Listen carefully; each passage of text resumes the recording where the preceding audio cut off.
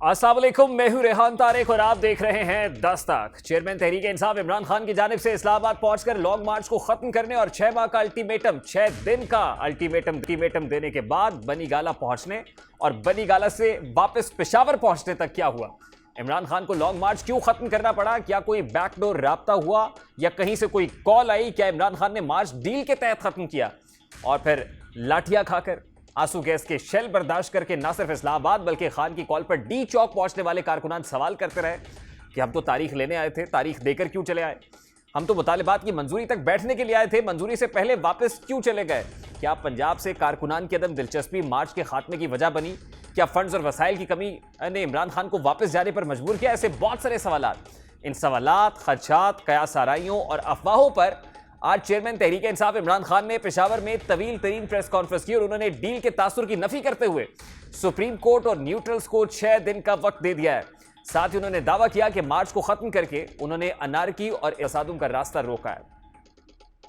सारी कौम को अपील कर रहा हूं, मेरा फैसला है, मैंने इनको कबूल नहीं कर, मैंने इनके खिलाफ जहाद लड़ी। मैं आप सबको कहता हूं कि 6 दिन मैंने दिए हैं, सारी कौम तैयारी करे अपनी हकीकी आजादी के लिए और इस बारी जब हम निकलेंगे हम तैयारी करके निकलेंगे। मैं उस दिन शाम को बैठ जाता, मैं आपको सबको गारंटी करता हूं कि उस दिन खून खराबा होना था, हमारी पुलिस के खिलाफ नफरतें बढ़ चुकी थी और ये भी कोई ना समझे कोई डील हुई। ये भी जी मैं बातें सुन रहा हूं कि जी कोई एस्टेब्लिशमेंट से डील हुई है, मेरी कोई किसी से डील नहीं हुई। चेयरमैन तहरीक इंसाफ इमरान खान आज अपने कारकुनान को वजाहतें दे रहे हैं क्योंकि उन्होंने अपने कारकुनान से वादा किया था कि जब तक इलेक्शन की तारीख नहीं मिलेगी वो इस्लामाबाद को नहीं छोड़ेंगे। साथ ही उन्होंने हुकूमती शराइत तस्लीम करने से भी बार बार इनकार किया था। एक चीज हम चाहते हैं, किस दिन असेंबलीज डिसॉल्व होंगी और इलेक्शन डेट। हम जब तक ये इलेक्शन की डेट नहीं अनाउंस करेंगे, गवर्नमेंट नहीं डिसॉल्व करेंगे, तब तक ये हमारी तहरीक जारी रहेगी। अब चेयरमैन तहरीक इंसाफ ने इस्लामाबाद ना रुकने पर मायूस कारकुनान को पैगाम तो दे दिया है, मगर सवाल यह है कि अनारकी और अफरा तफरी की वजह से मार्च के खात्मे की वजाहत कौन दे रहा है? ये वजाहत उस पार्टी की जानिब से दी जा रही है जिसने मार्च शुरू होने से कबल खूनी मार्च का तासुर दिया, जिसका माजी मारो मार दो से इबारत है, जो ब्यूरोक्रेट्स को अपने हाथों से फांसी का ऐलान करती रही है।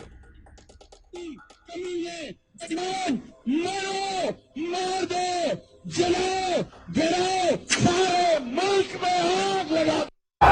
अगर सुन लो, अगर किसी पुलिस वाले ने किसी भी तरीके इंसाफ और हमारे लोगों को जो इस्लामाबाद जा रहे होंगे किसी के ऊपर हाथ उठाया और या गोली चलाई, मैं अपने हाथ से तुम्हें फांसी दूंगा। ये इमरान खान साहब और उनके इत्तेहादियों के माजी के बयानात हैं, ये उनकी स्टेटेड पोजीशन रही है और आज वो कह रहे हैं कि अनारकी ना फैले इसलिए वो वापस लौट आए। चेयरमैन तहरीक इंसाफ की जानिब से वजाहत और अल्टीमेटम के जवाब में हुकूमत ने एक बार फिर ना झुकने का ऐलान करते हुए आईनी मुद्दत पूरी करने का ऐलान किया और इमरान खान के मार्च को फ्लॉप शो करार दे दिया। आज इमरान खान साहब ने ये खुद तस्लीम किया कि वो हार कर वापस गए हैं, वो नाकाम होकर वापस गए हैं और पाकिस्तान की आवाम ने उनको मुस्तरद किया है। और ये इस बात से ये सबूत है इस बात का जिसमें उन्होंने कहा कि हम तैयारी के साथ नहीं आए थे। तो खूनी इनकलाब का और खूनी लॉन्ग मार्च का पूरी तैयारी मौजूद थी। 35 लाख रुपया दिया गया खैबर पख्तूनख्वा के वसाइल से MNAs को और MPAs को और 35 लाख रुपया देने के बावजूद 35,000 लोग जमा नहीं हुए। पाकिस्तान तहरीक इंसाफ की जानिब से मार्च की नाकामी के लिए जहां अनारकी और नफरत फैलने के खदशात को वजाहत के तौर पर पेश किया जा रहा है, वहीं इमरान खान के कानों में कासिम सूरी की सरगोशी की भी खूब चर्चा है।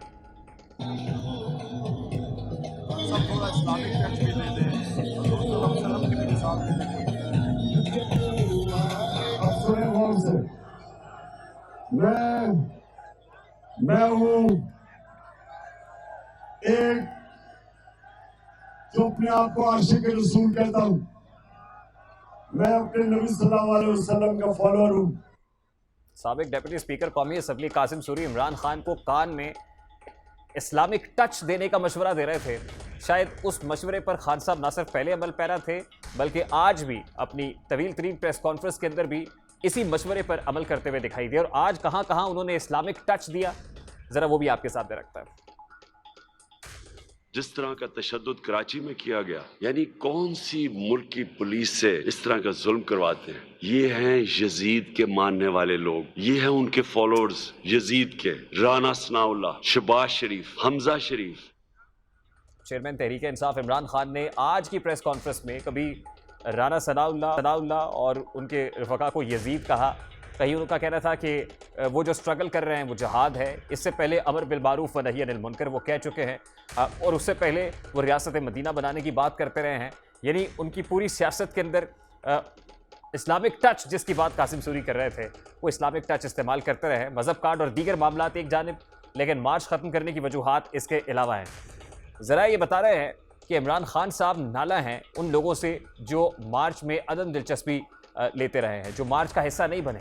उसमें पाकिस्तान तहरीक इंसाफ के सूबाई असम्बली के 160 मेंबरान भी हैं, उसमें चौधरी परवेज़ इलाही जो उनके अहम इत्तेहादी हैं वो भी हैं, उस्मान बुज़दार भी कहीं नहीं दिखाई दिए, उसमें शेख रशीद को भी लोग ढूंढते रहे, वो भी दिखाई नहीं दिए। और इतलात ये है कि लिस्टें तैयार की जा रही हैं, और शायद इसी वजह से चेयरमैन तहरीक इंसाफ इमरान खान ने पार्टी की कोर कमेटी का इजलास भी बुला लिया है।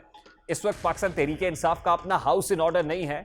इस वक्त बहुत सारी तंजीम साजी की ज़रूरत है, निचले लेवल के ऊपर, यूसीज लेवल के ऊपर तंजीम साजी की ज़रूरत है। अगर ऐसा होता तो शायद इमरान खान साहब को ये कहना ना पड़ता कि वो तैयार नहीं थे। शायद इस वक्त पाकिस्तान तहरीक इंसाफ बड़ी शिद्दत से ये महसूस कर रही है कि उन्हें अपना हाउस इन ऑर्डर करने की ज़रूरत है। बारकैफ इस वक्त क्या मामला है, क्या दिक्कत दरपेश है, आज इमरान खान साहब की ये जो वजाहत कारकुनान को भी काबिल कबूल होगी।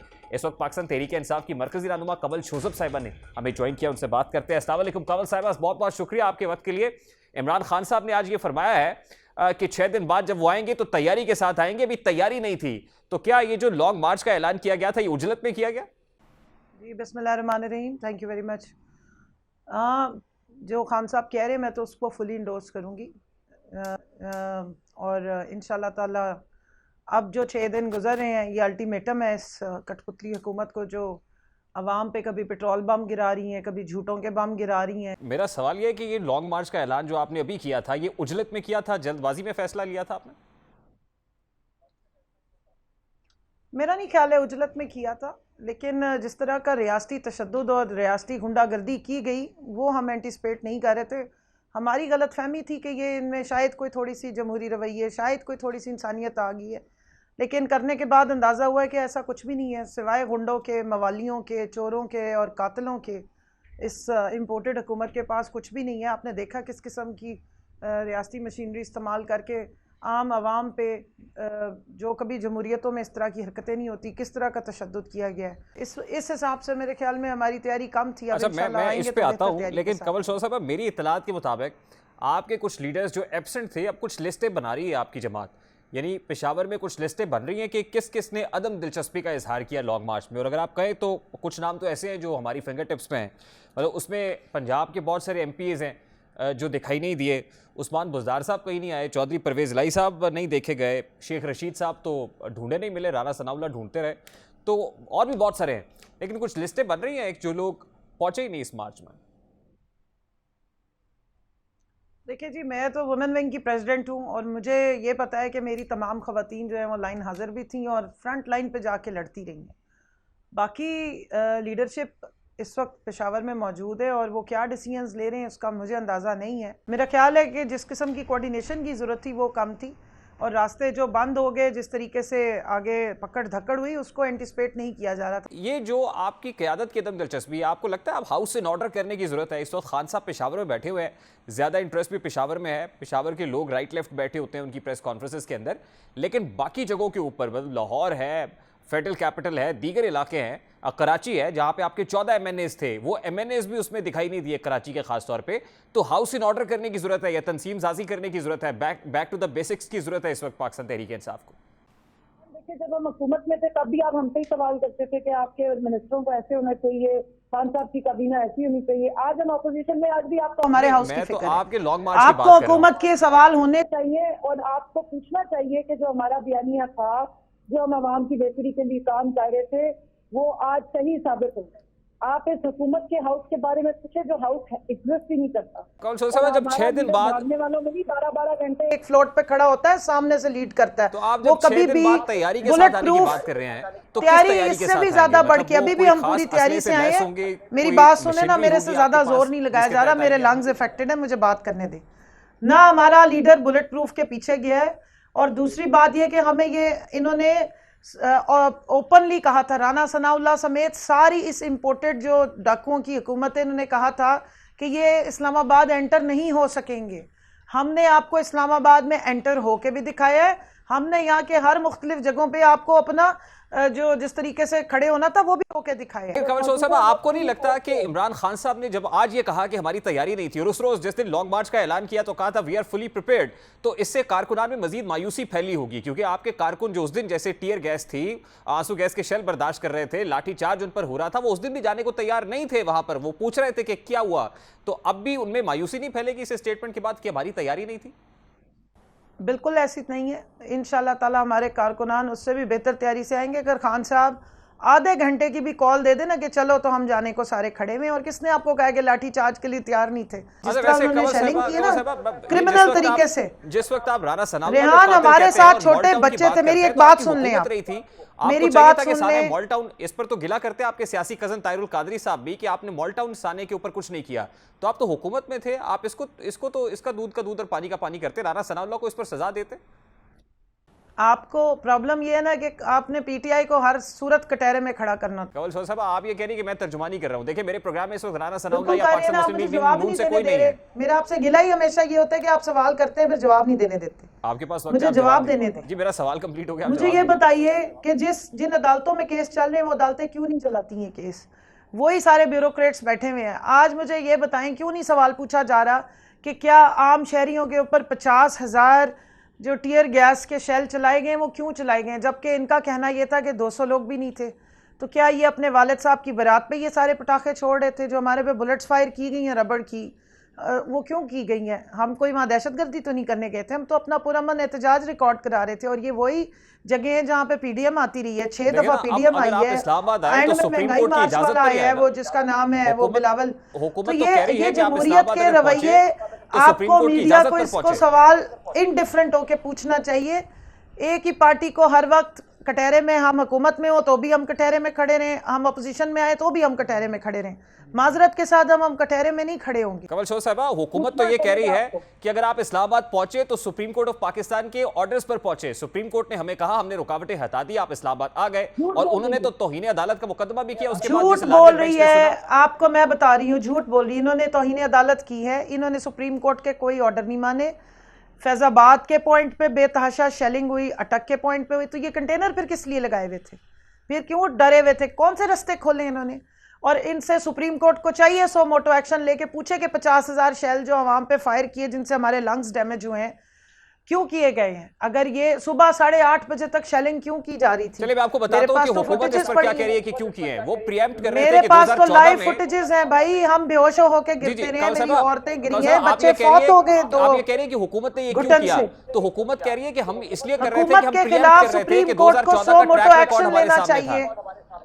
चीफ जस्टिस साहब को सो मोटो एक्शन लेके बिल्कुल उसी तरह सो मोटो एक्शन लें जैसे इतवार की रात को लिया था। पूछे इनसे कि क्यों शेलिंग हुई। इस राना सनाउल्लाह को उल्टा लटकाएं, क्यों नहीं लटका रहे? इस इंटीरियर मिनिस्टर कातिल को क्यों नहीं लटका रहे? उस मरियम नवाज को लटकाएं जो इस किस्म के बयानात दे रही थी। उस हिना भट्ट को लटकाएं जो कह रही थी इनको मारो। मरियम नवाज की हैसियत से आके बयानात देती है, वो क्या है? शेख रशीद साहब के बारे में आपका क्या ख्याल है जो कह रहे थे कि खूनी मार्च होगा? तो हुआ ना, मारा नहीं हमारे 5 लोगों को, इनका कौन सा बंदा मारा है मुझे बताएं। इसलिए इमरान खान ने मार्च की कॉल ऑफ किया है क्योंकि अब हमारे जो वर्कर्स थे वो इतने ज्यादा इस वक्त परेशान हुए थे कि अब रिटेलिएट करते तो अपनी पुलिस पे जाके हमले करते। हमने तो बर्दाश्त किया, हमारे लोगों ने तो जाके जवाबी कार्रवाइयां नहीं की हैं। हमारे लोगों ने तो पुलिस को नहीं उधेड़ा है, हमने टीएलपी वाले काम तो नहीं किए कि 10 पुलिस वाले मार देंगे। एक तरफ आप उनको कातिल कह रहे हैं, आप उसी हुकूमत से मुज़ाकरात करेंगे जो खान साहब कह रहे हैं? मुझे ये बताएं कि जब पंजाब में सिर्फ एक जाली वजीर आला है जिसको अदालत कहती है कि वो नहीं है, तो पंजाब में किसकी इस वक्त हुक्म चल रहा है? हुकूमत का मतलब तो काबीना होती है, काबीना है नहीं। तो किसके ऑर्डर पे? क्या मरियम नवाज ये सब कुछ करा रही है? तो आपसे सवाल कर रहा हूं कि पंजाब का वजीर आला जाली है, सेंटर में वजीर आजम जो है वो इंपोर्टेड है, हुकूमत पूरी की पूरी इंपोर्टेड है, राना सनाउल्लाह कातिल है, आप इन्हीं से मुज़ाकरात की बात कर रहे हैं? हम कह रहे हैं कि जो भी इनको चला रहा है, जिससे ये ऑर्डर ले रहे हैं, उनको समझाया जाए कि भाई इस तरीके से ये सेटअप पाकिस्तान का नहीं चल सकता, ये कठपुतली तमाशा नहीं चल सकता। यानी आप मुक़्तदिर इदारों से मुज़ाकरात की बात कर रहे हैं। अवाम को एम्पावर करना है। आपको क्या अलार्मिंग सिचुएशन नजर नहीं आ रही कि 22 करोड़ की तर्जमानी के लिए कोई लोग मौजूद नहीं है और एक फरमाइशी जो हुकूमत बिठा दी गई है, वो पीपल्स पार्टी वाले हैं, वो बाहर मौजे करते फिरे, अवाम के पैसों पे जाके महंगे महंगे होटलों में बैठे हुए हैं, फरमाइश कर रहे हैं हमारे लेक्चर करा दो। उनको लोग वहाँ पे फारिग करेंगे जी ये जो इम्पोर्टेड ये कठपुतली पर्ची वाला चेयरमैन यहाँ आके इसको आप पाकिस्तान में तो इम्पोर्टेड वजीर खारजा बना सकते हैं। कंवल साहब लास्टली क्योंकि मुझे बताया गया कि आपकी भी तबीयत ठीक नहीं है, लास्टली मुझे सिर्फ ये बताइएगा। मैं खुद आपको बता रही हूँ कि मेरे लंग्स अफेक्टेड है। जी अल्लाह ताला आपको मैं सेहत अभी दे। बिस्तर से उठ के सीधी आई हूँ। मुझे सिर्फ लास्टली मैं चाहता हूँ कि ज्यादा देर ना हो, मुझे सिर्फ लास्टली ये फरमा दीजिएगा कि जब मुज़ाकरात की बात की, खान साहब ने तो ये कहा कि जून के अंदर इलेक्शंस का ऐलान करें, उसके बाद मुज़ाकरात हो सकते हैं, तो फिर मुज़ाकरात किस मौजू पर करने हैं अगर इलेक्शन अनाउंसमेंट के बाद आप मुज़ाकरात? भाई असेंबली तोड़नी है। एक इन्होंने रंगीले राने को उठा के बना दिया है वहां पर लीडर ऑफ अपोजिशन, वो कहता है मैं पीटीआई का हूँ। अल्लाह के बंदे, पीटीआई तो सारी पार्टी असेंबली छोड़ के चली गई, तुम किस हैसियत से वहां पीटीआई की नुमाइंदगी कर रहे हो? छोड़ दो फिर असेंबली से बाहर निकलो। तो और अपनी मर्जी के लोगों को इलेक्शन कमीशन में डाली जा रहे हैं। इस क्राइम मिनिस्टर को चाहिए, अगर ये आ ही गया है जिस तरीके से आया उसी तरीके से चला जाए, असेंबली तोड़े और निकले बाहर, इस सारे गन को निकाले जाए, अवाम को फेस करें।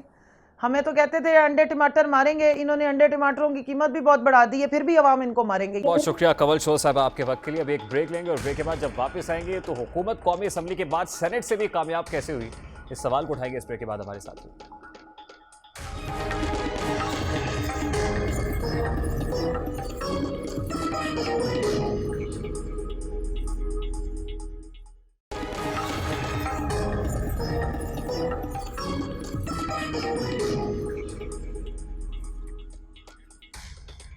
Welcome back. हुकूमत ने पेट्रोलियम मसनूआत की कीमतों में इजाफा करके अवाम पर पेट्रोल बम गिरा दिया है, जिसकी भरपूर सियासी कीमत अदा करना पड़ सकती है। मगर सवाल यह है कि क्या हुकूमत ये सियासी कीमत चुकाने के बाद IMF या दीगर मालियाती इदारों से बेल आउट पैकेज हासिल कर पाएगी?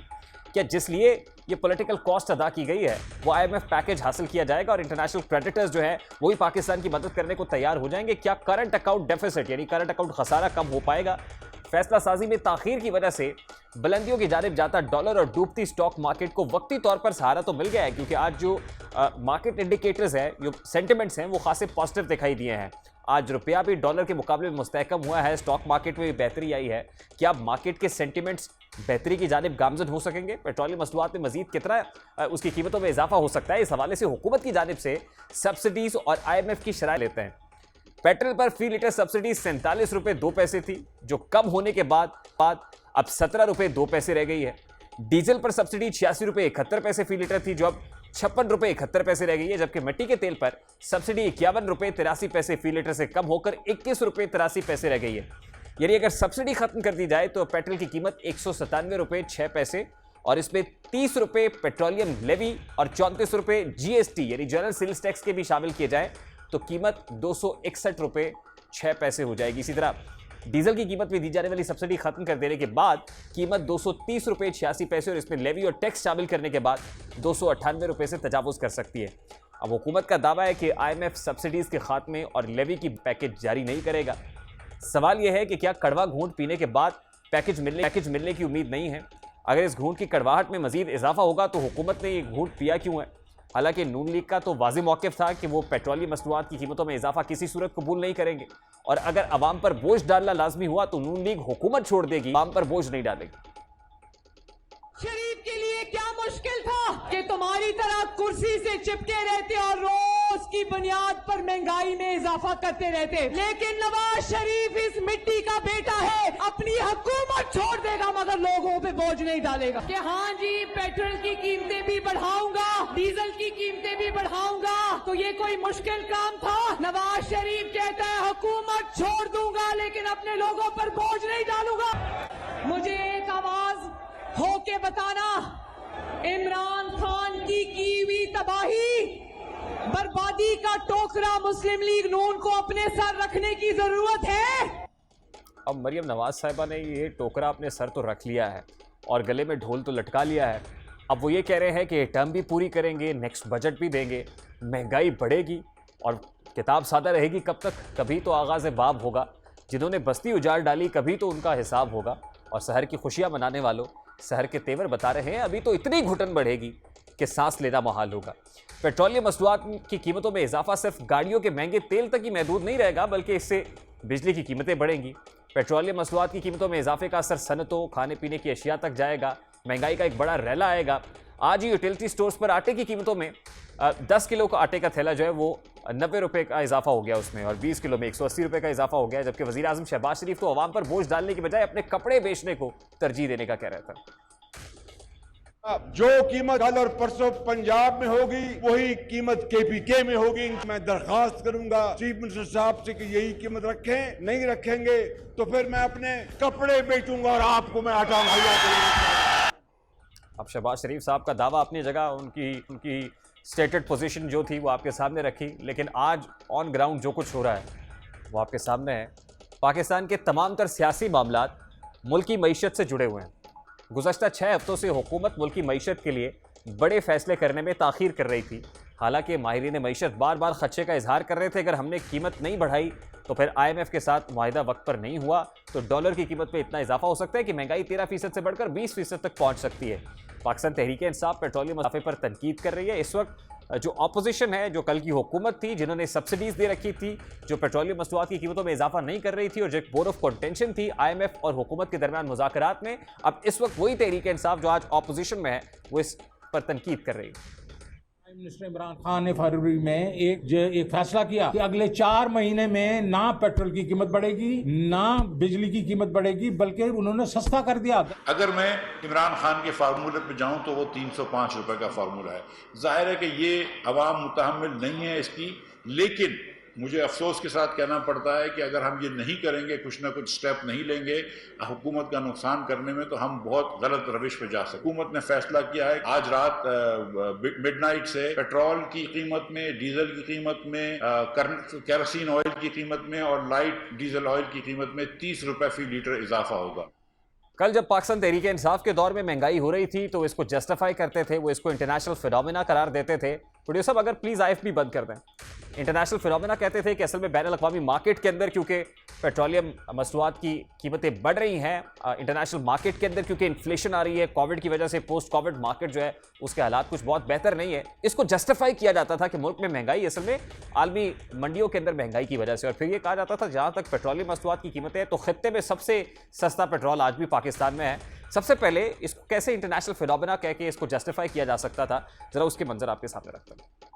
सबसे बड़ा मसला पाकिस्तान का ही नहीं सिर्फ दुनिया का महंगाई है। तो चीजें दुनिया में कम हो गई, जब कम हुई कीमत ऊपर चली गई। ये दुनिया का मसला है। आज सारे बर्रे सगीर में सबसे कम बेरोजगारी पाकिस्तान में है। हम सबसे आगे हैं रोजगार में, और जब महंगाई है आलमी महंगाई, तो पाकिस्तान अभी भी वो मुल्क है जिधर दुनिया के मुकाबले में हमारी महंगाई कम है। ਤੁਹਾਨੂੰ ਛੋਟੀ ਜੀ ਗੱਲ ਸਮਝਾਉਣ ਦੀ ਕੋਸ਼ਿਸ਼ ਕਰਾਂਗਾ ਕਿ ਮਹਿੰਗਾਈ ਕਿਉਂ ਵੱਧ ਰਹੀ ਹੈ। ਇਹ ਹੁਣੇ ਹੀ ਤੁਸੀਂ ਇੱਥੋਂ ਗੱਡੀ 'ਚ ਬੈਠੋਗੇ ਤੇ ਜਿਸ ਵੇਲੇ ਤੁਸੀਂ ਗੱਡੀ 'ਚ ਬੈਠ ਕੇ ਤੇ ਤੁਸੀਂ ਚਲਾਓਗੇ ਆਪਣੀ ਗੱਡੀ ਸੜਕ ਦੇ ਉੱਤੇ ਔਰ ਉਹਨੂੰ ਰੇਸ ਦਾ ਪੈਡਲ ਦਬੋਗੇ ਤੇ ਤੁਹਾਡੀ ਗੱਡੀ 'ਚ ਇੱਕ ਸੂਈ ਲੱਗੀ ਹੁੰਦੀ ਹੈ RPM ਦੀ, ਉਹ ਉੱਤੇ ਜਾਏਗੀ। ਗੱਡੀ ਤੇਲ ਵੀ ਜ਼ਿਆਦਾ ਖਾਏਗੀ ਔਰ ਸਪੀਡ ਵੀ ਜ਼ਿਆਦਾ ਪਕੜੇਗੀ, ਸਫ਼ਰ ਵੀ ਕੱਟੇਗਾ। ਇਹ ਬਿਲਕੁਲ ਮੁਲਕ ਦੀ ਇਕਨੋਮੀ ਇਸੇ ਤਰੀਕੇ ਨਾਲ ਹੁੰਦੀ ਹੈ। ਜਿਸ ਵਕਤ ਕਿਸੇ ਵੀ ਮੁਲਕ ਦੇ ਵਿੱਚ ਤੁਸੀਂ ਉਹਦੀ ਇਕਨੋਮੀ ਨੂੰ ਗਰੋ ਕਰਨ ਦੀ ਕੋਸ਼ਿਸ਼ ਕਰਦੇ ਹੋ ਤੇ ਉਸ ਵਕਤ ਤੁਹਾਨੂੰ ਥੋੜੀ ਸਪੀਡ ਦੇਣੀ ਪੈਂਦੀ ਹੈ ਉਹਨੂੰ। अगर उस वक्त के तमाम तर जवाब देखे जाएं जो पाकिस्तान तहरीक इंसाफ देती थी तो, और आज ही अगर इसको जस्टिफाई करने की कोशिश की जाए तो वही बातें आज भी दुरुस्त है। यानी आलमी मार्केट के अंदर, अगर खित्ते के अंदर खुसूसन हम देखें, क्योंकि आलमी मार्केट के अंदर पेट्रोल की प्राइस बढ़ रही है तो हमारे यहाँ भी बढ़ रही है। खित्ते के अंदर अगर आज पाकिस्तान में पेट्रोल की कीमत 180 है तो खित्ते में पेट्रोल आज भी पाकिस्तान में सस्ता है। पाकिस्तान अगर पाकिस्तानी रुपीज़ के अंदर देखा जाए तो पाकिस्तान में 180 रुपये फी लीटर पेट्रोल है, टर्की के अंदर 291 रुपये फी लीटर पेट्रोल है, इसी तरह से मॉरिशस के अंदर 314 रुपये फी लीटर है पेट्रोल, पोलैंड में 322 रुपये फी लीटर है, स्विट्जरलैंड में इंटरनेशनली 427 रुपये फी लीटर है, नॉर्वे के अंदर 518 रुपये फी लीटर है। तो वो तावीलें, वो तमाम जस्टिफिकेशंस तो at this point in time फिर बहुत सारी दी जा सकती हैं। लेकिन मेरा ख्याल है कि जब आवाम के ऊपर प्रेशर बढ़ रहा हो तो उसकी कोई जस्टिफिकेशन नहीं होती है। इसमें कोई दो राय नहीं है कि आज पेट्रोलियम मसनूआत की कीमतें बढ़ रही हैं और आवाम के ऊपर पेट्रोल बम गिरा है, आवाम सुकून में नहीं है, आवाम दुखी है।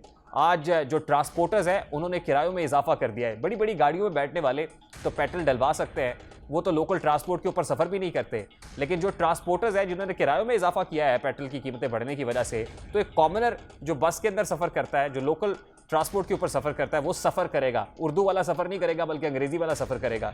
तो यकीनन एक कॉमनर पे प्रेशर उस वक्त पड़ेगा जब उसको टैरिफ ज़्यादा देना पड़ेगा, बिजली के नर्ख बढ़ा दिए गए हैं, जब उसको आटा मार्केट से महंगे दामों खरीदना पड़ेगा। तो यकीनन पाकिस्तान मुस्लिम लीग नून, ये जो इस वक्त मखलूत हुकूमत है, जो 13 जमातों का इत्तेहाद है, इसको इसकी पॉलिटिकल कॉस्ट, और सबसे ज़्यादा क्योंकि फोर फ्रंट पर पाकिस्तान मुस्लिम लीग नून है, तो उसको पॉलिटिकल कॉस्ट अदा करनी पड़ेगी। लेकिन इस वक्त पाकिस्तान मुस्लिम लीग नून शायद ये इरादा कर चुकी है कि वो IMF के साथ पैकेज जो है उसको रिज्यूम करेगी, IMF प्रोग्राम में वापस जाएंगे और उसके साथ जो इंटरनेशनल क्रेडिटर्स हैं, लेंडर्स हैं, उनसे भी पैसे लेंगे। दोस्त ममालिक से मिफ्ता इस्माइल साहब ने गुज़श्ता रोज़ कहा कि सऊदी अरब ने कुछ ऑफर्स दिए हैं, वो नहीं बता सकते वो ऑफर्स क्या है। अगर वो सिस्टम में डॉलर्स आते हैं, पंप इन होते हैं, तो तभी हमारा सिस्टम कुछ बेहतर हो सकता है एज फार एज हमारे foreign exchange reserves are concerned. जहाँ तक हमारे करंट अकाउंट डेफिसिट की बात है, और फिर बजट डेफिसिट, जो बजट खसारा है, जो 5.4 ट्रिलियन के ऊपर और फिर 6.4 ट्रिलियन तक पहुँचने का अंदेशा है, तो ये वो तमाम तर एरियाज हैं जिनको आइडेंटिफाई करना बहुत ज़रूरी है। और मेरा ख्याल है कि इस वक्त पॉलिटिकल कंसेंसस की ज़रूरत है। इस वक्त पॉलिटिकल कॉस्ट अपनी जगह पर, लेकिन जो इकोनॉमिक कॉस्ट अदा करनी पड़ रही है, जिससे पूरी कौम सफ़र करेगी,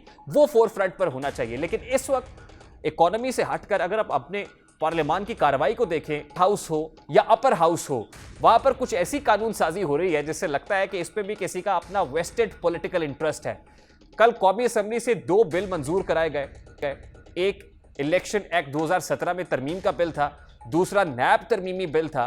वो कौमी असम्बली से यानी लोअर हाउस से मंजूर हो गया, लेकिन आज सेनेट से भी वो कसरत राय से दोनों बिल मंजूर कर लिए गए हैं। ना सिर्फ नैब के अंदर तरमीम का बिल मंजूर किया गया है, बल्कि इलेक्शन एक्ट 2017 के अंदर जो तरामीम है वो समंदर पार पाकिस्तानियों को वोट का हक देने से मुतालिक है या फिर वो इलेक्ट्रॉनिक वोटिंग मशीन से मुतालिक है। यानी पाकिस्तान तहरीक इंसाफ ने जो कानून साजी की थी, बड़ी तेजी से बर्क रफ्तारी से अब ये हुकूमत उसको रिवर्स कर रही है। आज सेनेट के अंदर भी हंगामा आ रही हो और उसके बाद क्या जवाब दिया गया हुकूमत की तरफ से और अपोजिशन की क्या राय, वो भी आपके सामने रखता है। कोई नुमाइंदगी नहीं आ रही, ना सेनेट की तरफ से ना कौमी असम्बली की तरफ से। तो एक तरफ तो ये संजीदगी, हम तो कहते हैं कि आप वोट का हक तो है ही है उनके पास, हमारे बहनों और भाइयों के पास, हम तो उन्हें कौमी असम्बली सेनेट में नुमाइंदगी भी देना चाहते हैं। ये पैदावार है उस जाली इलेक्शन की, उस धांधली ज़दा इलेक्शन की, जिसमें कि ये इतने अरसे तक ये करते आए हैं। इसलिए इन्होंने पहले दिन से ही EVM को इस तरह से अपोज किया। और फिर जो नैब लॉ लाए हैं, ये नैब लॉ भी उसी काले कानून में शामिल होगा जिसमें कि इन्होंने अपने आप को वो दिए है, बेनिफिट दिया है।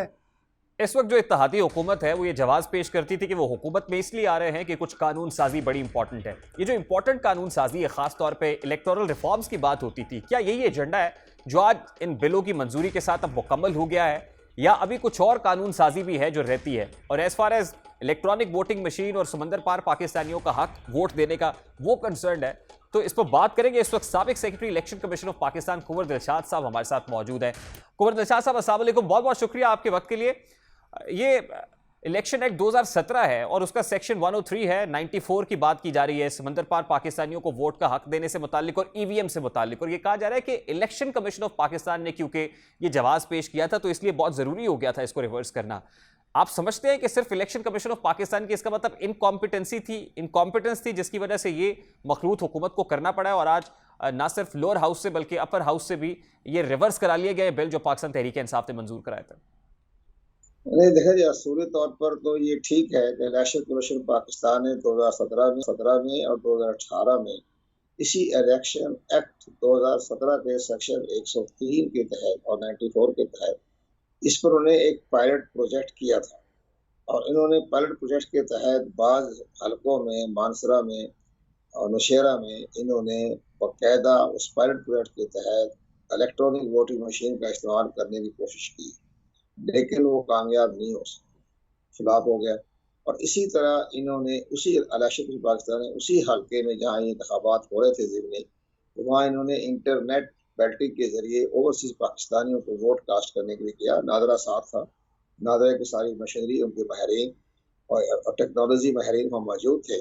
और पाकिस्तान उन्होंने पाकिस्तान में जो बाकायदा इसकी जो बेल्टिंग शुरू की गई इंटरनेट के जरिए गैर ममालिक के जरिए सब तमाम वोट कास्ट होने चाहिए थे, लेकिन अब यकीन जाने कि 6,000 उन्होंने वोट दर्ज करवाए थे जिन्होंने वोट कास्ट करना था, उसमें कुछ 600-700 वोट कास्ट हुए और इसके बाद वो सिस्टम फ्लॉप हो गया।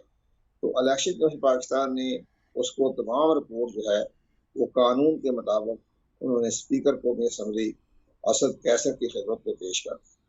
वो कभी ये हमारे रिपोर्ट आई नहीं, है, लेकिन देखे ना और कुंवर ये दिलशाद साहब, ये फिर हुकूमत की रिस्पॉन्सिबिलिटी तो नहीं थी, फिर ये इलेक्शन कमीशन ऑफ पाकिस्तान की रिस्पॉन्सिबिलिटी थी, क्योंकि समंदर पार पाकिस्तानियों को वोट के हक से महरूम रखना ये अनकॉन्स्टिट्यूशनल है, गैर आईनी है। आइन ये प्रोवाइड करता है कि समंदर पार पाकिस्तानी वोट का हक को एक्सरसाइज कर सके, और अगर वो नहीं कर पा रहे और बार बार इलेक्शन कमीशन ऑफ पाकिस्तान से कहा जाता है कि आप पायलट प्रोजेक्ट करें, तो अभी यही कहा जा रहा है पायलट प्रोजेक्ट करें, वो तो वो कर चुके हैं, तो इलेक्शन कमीशन की इनकॉम्पिटेंस वाजे होती है फिर इस केस में।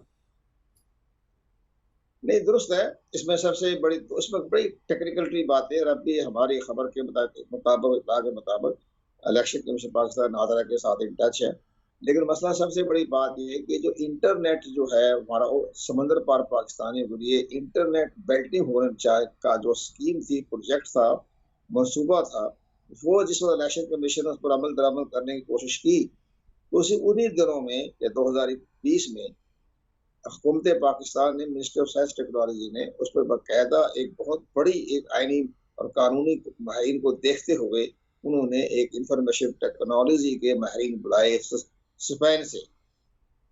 इसमें कि हमारे मिनिस्टर अमीन हक साहब अभी उसी मिनिस्ट्री में वो मिनिस्टर हैं, तो उन्होंने सारा सिस्टम को देखा, वो माहिरीन आए और उन्होंने 28 दिन तक नादरा के साथ मुज़ाकरात किए, इलेक्शन कमीशन पाकिस्तान के साथ उनकी बातचीत चली। इसके बाद जाते जाते वो ये रिपोर्ट दे गए, बड़ी दिलचस्प रिपोर्ट दे दी। उन्होंने कहा ये पाकिस्तान में ये निज़ाम नाकाबिले अमल है। नादरा और इलेक्शन कमीशन के दरमियान ये जब ये इंटरनेट बैठक होगी, इसमें राजदारी नहीं है, ट्रांसपेरेंसी नहीं है, इसमें हैक होने का खतरा है, इसमें टेम्परिंग का खतरा है, और इस लिहाज से हम इसको रिकमेंड नहीं करते। और उसको एज इट इज अगर हम मान लें तो फिर कुंवर दिलशाद साहब, इसका मतलब तो ये है कि समंदर पार पाकिस्तानियों को हमने उनके हक से महरूम कर दिया, और हम नहीं चाहते, इवन हम उनको रेमिटेंसेस तो चाहते हैं कि वो हमें दें, लेकिन हम वोट का हक उनको नहीं देना चाहते।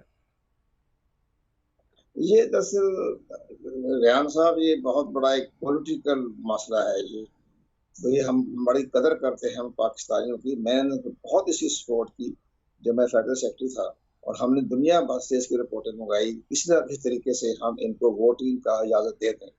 उसमें सबसे आसान तरीका यही निकला कि जनाब एम्बेसी के जरिए पोस्टल बैलेट के जरिए अपना वोट कास्ट कर दें, मुतल्लिका रिटर्निंग ऑफिसर को भिजवा दें इलेक्शन से 15 दिन पहले। उसी पर सारे सिलसिला बन रहा था, और चूँकि हमारे सियासतदान गहराई में नहीं जाते, जिस वक्त ये सारी कोशिश हो रही थी तो वजारत खारजा ने, वजारत दाखिला ने उस वक्त की, उन्होंने मिडिल ईस्ट ममालिक की हुकूमत से रब्ता क़याम किया, तो उन्होंने इस सारे मनसूबे को रिजेक्ट कर दिया, और इसकी रिपोर्ट हमारी वजारत खारजा में, वजारत दाखिला में और मिनिस्ट्री ओवरसीज पाकिस्तान में इसका जिक्र देखिए आज आजम नज़ीर तारड़ साहब ने भी किया। This could have been sort out, ये तो हुकूमती सतह के ऊपर हो सकता था अगर कोशिश की जाती। मेरा बड़ा सादा सा सवाल है कुंवर दिलशाद साहब आपसे, देखिए चीफ इलेक्शन कमिश्नर से मुताल्लिक क्या कहा पाकिस्तान तहरीक इंसाफ के चेयरमैन इमरान खान, उनके सीनियर ज़ौमा काबरीन ने, वो आपके सामने है। क्या इलेक्शन कमीशन ऑफ पाकिस्तान जो गैर जानिबदार होना चाहिए, वो बिल्कुल न्यूट्रल होना चाहिए, आपको लगता है कि वो सियासी आलाकार बना हुआ है या इस्तेमाल होता रहा है फी ज़माना? ये इमरान खान की ज़हनी सोच है, क्योंकि वो फॉरेन फंडिंग का केस कर रहे हैं, बहुत इंपॉर्टेंट है, बड़ा सेंसिटिव मामला है, 8 साल से जनाब वो केस चल रहा है। अब इनके जो मामला बहुत सीरियस है वो फॉरेन फंडिंग केस, और इसी तरह ओवरसीज पाकिस्तानियों का इलेक्शन के मुकम्मल सपोर्ट कर रहा है, उनको इसी मामले में नहीं आ रहा। लेकिन मसला ये हो रहा है कि ये जो इमरान खान की मेरी समझ में नहीं आ रहा था कि ये अपना एक चीफ इलेक्शन कमीशन, एक आईनी इदारे का सरबराह है, उसको जरा उसकी इख्तियारात सुप्रीम कोर्ट के जज के बराबर है, आप उसको बुरा भला कह रहे हैं। वो खामोशी से सब्र से आपकी सारी तस्दीक सुन रहे हैं, वरना अगर वो उसके अंदर इतनी ताकत है कि वो आपको 6 दिन जेल भेज देता, वो देखो नहीं किया उन्होंने। अरे ठीक है जी, मुल्क के बहुत बड़े सियासतदान हैं, अगर चीफ इलेक्शन कमीशन को 6 जेल भेज दे तो सुप्रीम कोर्ट क्या कर लेगी? क्या सुप्रीम कोर्ट कहेगी कि जनाब आपने फैसला गलत किया? ठीक है, बिला वही जवाब तस्दीक तनकीद तो करनी बिल्कुल तो जस्टिफाइड नहीं है, लेकिन कुंवर ये दिलशाद बात साहब करें। देखिए, अब इलेक्ट्रॉनिक मजीद वोटिंग मशीन को लेकर पाकिस्तान तहरीक इंसाफ का बड़ा एम्फेसिस था और कुछ एक्सरसाइज भी शुरू हुई इस हवाले से इलेक्शन कमीशन ऑफ पाकिस्तान में। वो जो एक्सरसाइज हुई थी या फिर समंदर पार पाकिस्तानियों के वोट के हक को लेकर जो मशक हुई थी, क्या वो सब अब लपेट दिया गया सिस्टम? जो एक्सरसाइज हुई, जो मेहनत हुई, जो रिसोर्सेज लगे, वो सब जाया हो गए और फिर समझा जाए कि फ्यूचर में अब इलेक्ट्रॉनिक वोटिंग मशीन या फिर समंदर पार पाकिस्तानियों को आई वोटिंग या पोस्टल बैलेट, ये चैप्टर क्लोज हो गया? नहीं, ओवरसीज पाकिस्तान को तो वोट देना चाहिए, कोई ना कोई रास्ता तो निकालें। अगर इंटरनेट बैटिंग के जरिए कुछ में शकूक शुबात है, हैक हो जाएगा या टेम्परिंग हो जाएगी, उसकी जगह बेशुमार रास्ते हैं। उसके लिए पोस्टल बैलेटिंग के जरिए है, हमारी एम्बेसी में जाकर वोट कास्ट कर दे और वहां से डिप्लोमेटिक बैग के जरिए उनकी वोट जो है बाकायदा। नहीं, रास्ते तो बेशुमार है, लेकिन फिर अपेरेंटली यही लग रहा है कि हमारी सियासी हुकूमतें चाहती नहीं है। पाकिस्तान तहरीक इंसाफ का अपना इंटरेस्ट था, अब जो हुकूमत आई है वो खुद देख रही, फोर्स ही कर रही है कि शायद उनका वोट बैंक किसी जगह पर डैमेज होगा। तो असल में ये पॉलिटिकल इशू है और सियासी हुकूमतें ये नहीं चाहती कि ऐसा हो सके। ये दुरुस्त है, ये सियासी जमातें भी नहीं, लेकिन इसमें जब हमारे वक्त में जो हमें सियासी तो दबाव नहीं था और ना कोई सियासी इंटरेस्ट था, तो हमने टेक्निकल बुनियादों पर जो काम किया, तो उस वक्त जो इतनी वजारत खारजा ने जो सारा काम किया, यूरोप के मुल्कों में आप वोट कास्ट कर लें तो आज़ादी खुली है, लेकिन मिडिल ईस्ट के ममालिक में 30 तारीख आप जो वोटर्स है वो वोट कास्ट नहीं कर सकते। बहुत बहुत शुक्रिया कुंवर दिलशाद साहब, साबिक secretary election commission of Pakistan हमारे साथ मौजूद थे। अभी एक ब्रेक लेंगे और ब्रेक के बाद जब वापस आएंगे, हुकूमत ने पेट्रोलियम मसनूआत की कीमतों में इजाफा तो कर दिया, लेकिन और बहरान सर उठा रहा है। ये बहरान कितना खतरनाक हो सकता है, इस पर बात करेंगे इस ब्रेक के बाद।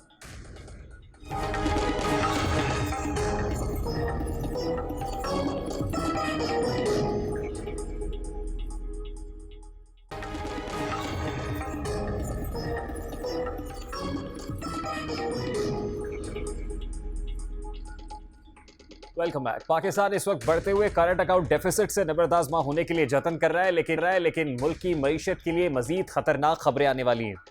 IMF शराइत के बाद हुकूमत ने पेट्रोलियम मसनूआत पर सब्सिडीज में 30 रुपये कमी कर दी है। खसारे को कम करने के लिए, बजट डेफिसिट पर काबू पाने के लिए हुकूमत की जानिब से दरामदात पर पाबंदी आयद की है। करंट अकाउंट डेफिसिट बेहतर किया जाए, ट्रेड डेफिसिट। मगर माहिरीन मईशत के मुताबिक हुकूमत का ये फैसला ऊँट के मुंह में जीरे के मुतरादिफ है, क्योंकि पाकिस्तानी दरामदात में सबसे ज्यादा मकदार अशियाए खुरोनोश की है, जबकि हुकूमत भी खुराक दरामदात और इसके नतीजे में तिजारती खसारे पर परेशान है। पाकिस्तान ने गुज़श्ता माली साल के दौरान खुराक की दरामदात पर 8 अरब डॉलर से ज़ायद खर्च किए। रवा माली साल के इब्तदाई 10 माह के दौरान पाकिस्तान का मजमूई दरामदी बिल यानी इम्पोर्ट बिल 65.5 डॉलर रहा, जो कि गुज़श्ता साल की इसी मुद्दत में रिकॉर्ड किए गए 44.73 बिलियन डॉलर के मुकाबले में 46.51% ज़्यादा है। किस्सा यहीं पर ख़त्म नहीं होता, बल्कि तिजारती खसारे के शिकार मुल्क ने स्ट्रेटेजिक ज़खायर की तामीर के लिए 0.6 मिलियन टन चीनी और 40 लाख टन अनाज खरीदने का फैसला किया है, जिसके बाद आइंदा चंद माह में दरामदात की कीमतों में इजाफा मुतवक्के है। और यही नहीं है, बल्कि मुल्क को महंगी गंदम दरामद करना भी पड़ सकती है। पाकिस्तान को इस वक्त 3 मिलियन मेट्रिक टन गंदम की कमी का सामना है, क्योंकि पाकिस्तान को ज़रूरियात के लिए 30.8 मिलियन मेट्रिक टन गंदम की जरूरत है, जबकि रवा बरस 28.9 मिलियन टन के तयशुदा हदफ की बजाय 26.9 मिलियन टन गंदम हासिल हुई है, यानी हदफ से कम गंदम हासिल हो रही है। गंदम की पैदावार में कमी की वजह हीट वेव है, नाकिस और महंगी खाद का इस्तेमाल है, जबकि पानी की शदीद किल्लत थी। पाकिस्तान को 3 मिलियन टन गंदम दरामद करना पड़ सकती है, जिसके लिए ज़र मुबादला की सख्त ज़रूरत है। अमरीकी इदारे की रिपोर्ट के मुताबिक अप्रैल के महीने में बैनुल अक़वामी मार्केट में गंदम की कीमतें 495.28 डॉलर फी टन को छू रही थी, जो कि अक्टूबर 2021 में 354.67 डॉलर फी टन की शरह से 39% से ज़्यादा है। इसी शरह पर गंदम की कीमत खरीद होगी तकरीबन 99,100 रुपये फी टन, यानी 99 रुपये फी किलो बनती है। पाकिस्तान अपनी गंदम यूक्रेन से दरामद करने को तरजीह देता है। इसकी वजह यह है कि फ्रेट चार्जेस निस्बतन कम हैं, जबकि यूक्राइनी अनाज मकामी गंदम के जायके में सबसे करीब है। यूक्रेन, जो कि 2021 और 2022 में 19 मिलियन टन बरामदात के साथ दुनिया में गंदम फराम करने वाला 5वां बड़ा मुल्क था, अब रूस की जानिब से बहर अस्वद के इलाके की नाकाबंदी के बाद से यूक्रेन से बरामदात में रुकावट है। यूक्रेन अनाज की बरामद के लिए अपने रेलवे नेटवर्क को मरकजी रास्ते के तौर पर इस्तेमाल करता रहा है। इसकी वजह से फ्रेट चार्जेस कम होते हैं। अप्रैल 2022 के नरखों पर भी पाकिस्तान को 30 लाख टन अनाज दरामद करने के लिए तकरीबन 1.5 बिलियन डॉलर्स खर्च करने होंगे, ताकि तलब और रसद के दरमियान फ़र्क को पुर किया जा सके और फिर मकामी मार्केट को मुस्तहकम किया जाए।